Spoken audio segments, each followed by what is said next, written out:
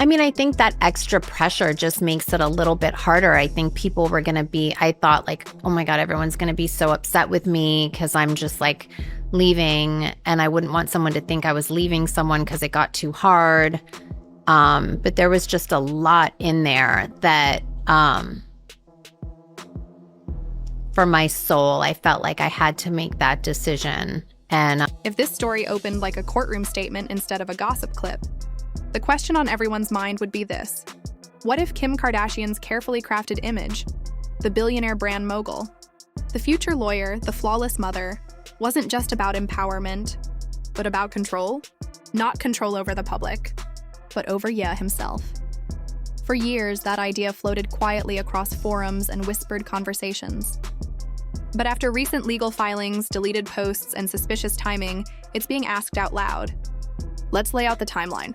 In March, federal agents raided Diddy's homes in Los Angeles and Miami. Soon after, celebrities began quietly distancing themselves, including Kim. By October, Diddy had been sentenced to 50 months, and the internet erupted.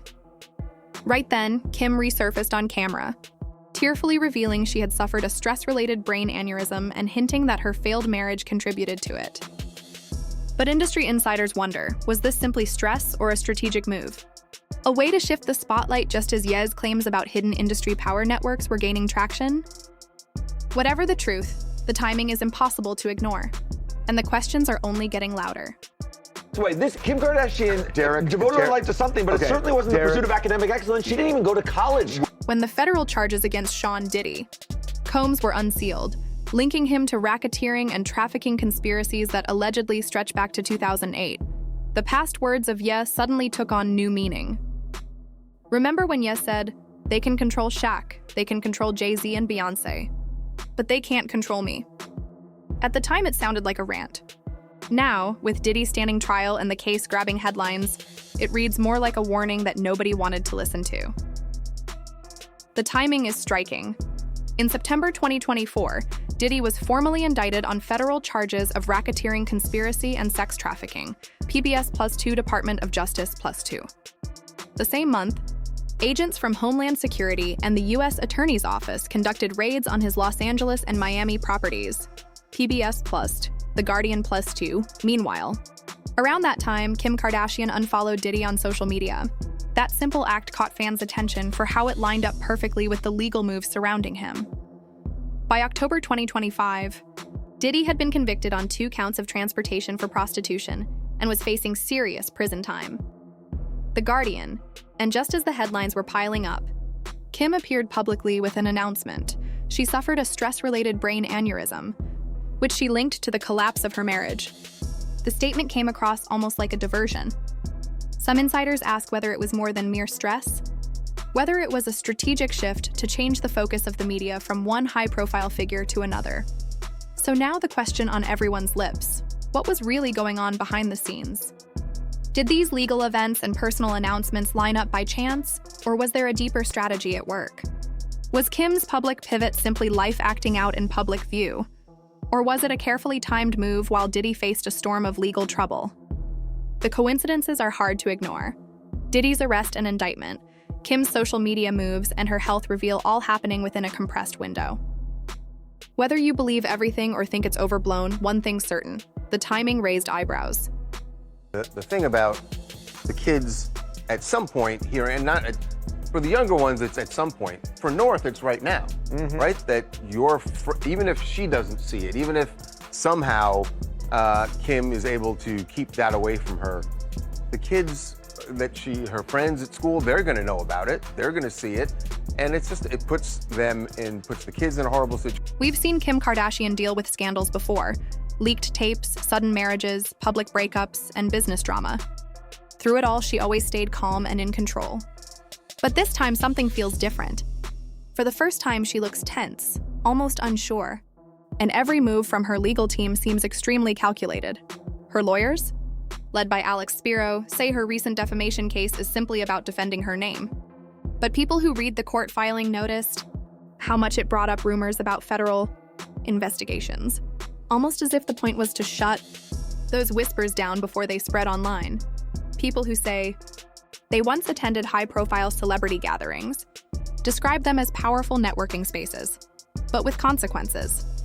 According to some, cameras were sometimes present in private areas, allegedly recording moments stars believed were private. One former associate even claimed that footage worked like currency, used to make sure everyone stayed quiet. Years ago, Ye hinted at something similar, saying Hollywood uses fear and leverage to keep control. But the contradiction around Kim is what stands out. Publicly, she presents herself as a legal advocate, someone dedicated to justice and prison reform. Privately, her timing raises eyebrows. She unfollowed Diddy just before his homes were raided. She distanced herself from Ye right after he began speaking about power and influence in the industry. And now, the new season of The Kardashians opens with her emotional story about a stress-related aneurysm that she connects to Ye's behavior, a clear message. She wants viewers to see her as the one who suffered, not as someone involved in anything questionable. Then came Ye's move.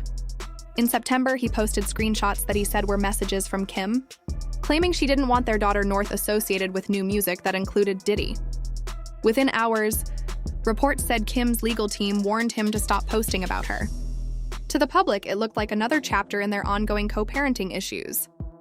But to people watching closely, it felt like something bigger, a struggle over image, influence, and information.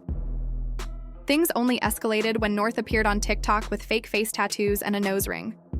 Fans debated parenting choices. Kim dismissed it as harmless fun. And sources close to Ye claimed he saw it as proof Kim was controlling their children's online image while restricting his access. All of this leaves one question hanging. Is this just family drama playing out in the spotlight? Or is there another layer we haven't seen yet? Meek Mills, Puff Daddy, whoever, none of these all you fake hard. By mid-October, the situation felt less like a family dispute and more like a strategic battle playing out in public. Kim's team appeared to be building a narrative that Kanye was unstable, pointing to leaked texts, emotional interviews, and online posts as proof that he could risk their children's privacy. Every headline, every clip, every tweet was being used to shape the story, but Ye's tone shifted too. He wasn't only fighting for parenting rights anymore. He started suggesting that Kim was tied to the same powerful circle he says tried to silence him in the industry. According to someone once close to him, Ye reportedly said, "This isn't just about the kids. It's about who controls the narrative." To some, these claims sounded dramatic. To others, the timing of events made them pause. Around this same moment, Kim revealed a stress-related aneurysm diagnosis. The news broke right as new federal information about Diddy's case hit the media. While many expressed sympathy, doctors agree stress can trigger health issues. Online critics questioned the timing. Why announce it during the premiere of her new show if not to shape public emotion? Supporters saw a mother overwhelmed. Skeptics called it crisis PR. The internet dug up old clips of Kardashian Diddy party nights, including Khloe joking in a 2014 video about wild scenes and a 2019 Instagram post where Kim smiled beside Diddy. When reports later claimed hidden cameras had been found in some of his party locations, speculation exploded again. It didn't prove anything about Kim or her circle, but it poured gasoline on rumors that powerful Hollywood rooms hold secrets most people never see. In the end, no one knows the full truth. But as both sides build their stories, one thing is clear, and this is no longer just celebrity drama. It's a fight over image, influence, and who gets to decide the final version of events. You get what I'm saying? They can control Shaq. They could control Charles Barkley. They could control LeBron James. At this point, people aren't just asking what Kim knew. They're asking when she knew it. The timing looks too sharp to ignore. Unfollowing Diddy just days before the raids made many wonder if she heard whispers before everything went public. Then came her lawsuit against Ray J, her complete silence about Diddy's case, and her refusal to address Kanye's claims directly. To some observers, this doesn't look like confusion. It looks like strategy. A timeline of careful distance, crisis planning, and brand protection. Even motherhood is becoming part of that narrative. In a recent Hulu episode, Kim cried while talking about North seeing Kanye's behavior online, saying her job is to protect what I have to protect. But people are wondering, protect who? Her children or her image? Meanwhile, her legal team has reportedly filed motions trying to prevent Kanye from mentioning Diddy in any custody-related documents. That move alone sparked questions across the industry. Kanye, for his part, doesn't seem interested in dropping the subject. Despite lawsuits, money struggles, and isolation, He keeps circling back to the same idea, that powerful people punished him for speaking out, and that Kim kept her place in that world by staying aligned and staying quiet. Some of his supporters argue his custody fight is only one layer of the conflict. Underneath it, they believe he's trying to expose a bigger system, one where image, power, and silence are traded like currency, and where losing control of the story may be the biggest threat of all.